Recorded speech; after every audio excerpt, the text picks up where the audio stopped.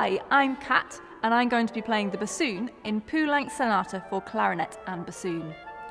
I have always loved Poulenc's music for how joyful and playful it is, and for how Poulenc is able to dart between extremes of character with such agility. This sonata is no exception.